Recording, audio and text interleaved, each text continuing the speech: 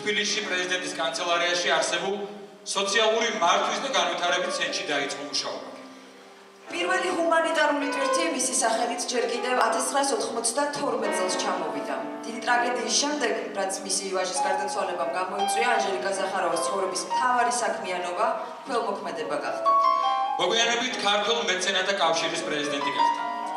მის მიერ ორგანიზებული იქნა არაერთი საქველმოქმედო გამოფენა და ფესტივალი, გამოყენებითი ხელოვნების, ფოლკლორის და კულინარიის დარგში. ასევე ჩატარებული აქვს რამდენიმე კონკურსი გრაფიტში, მუშაობს მეორე მსოფლიო ომში დაბრუნდა მემორიალების შენარჩუნებისა და აღდგენისათვის ქვემო ქართლში. 2015 წლიდან საქველმოქმედო ფონდ ისტოკის პრეზიდენტია. თხოვცენაზე ქალბატონ ანჟელიკა ჯილდოს გადასცეს ბატონი ვაჟა ლურქიფანიძე.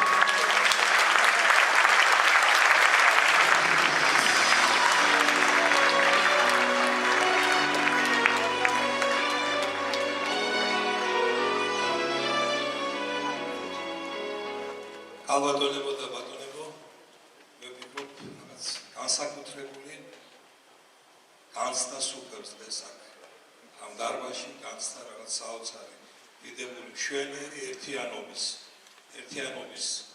ქართველთა, საქართველოს მოქალაქეთა, საქართველოს კვითთა ცხოვრებთ როგორც ქვეყნის შიგნით, ასევე ჩვენი სამშობლოს საზღვრებს გარეთ.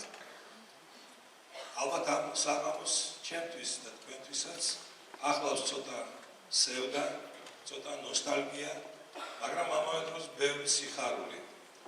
დიდი იმედი, დიდი რწმენა იმისა, რომ ჩვენი შესანიშნავი თანამემამულეები დაუბრუნდებიან თავიანთ სამშობლოს და გაამდიდრებენ ჩვენს ქვეყანას ინტელექტუალურად, გაამდიდრებენ პროფესიულად, ეკონომიურად და კიდევ უფრო მეტ სიმრავლეს გააჩენენ და შეძენენ შვილებისა და შვილიშვილების სახით.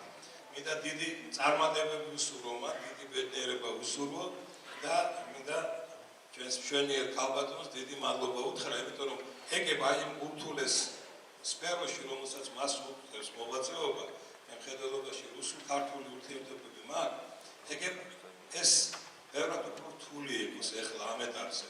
ალბათ ძალიან რთულია იმ ზუსტი ტონალობის შერჩევა, რაც ჭირდება ამ ურთიერთობებს და შეიძლება ითქვას, რომ ხშირად ამ უმადურ საქმეს იგი ძალიან დიდი წარმატებით უძღვება. დიდი მადლობა მას ამისთვის და ყველაფერთვის.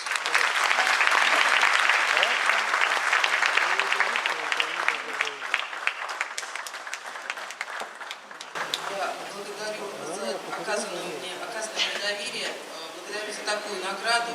Я думаю, что останусь до конца своих дней, до конца своей жизни слугой грузинского и русского народа. Спасибо.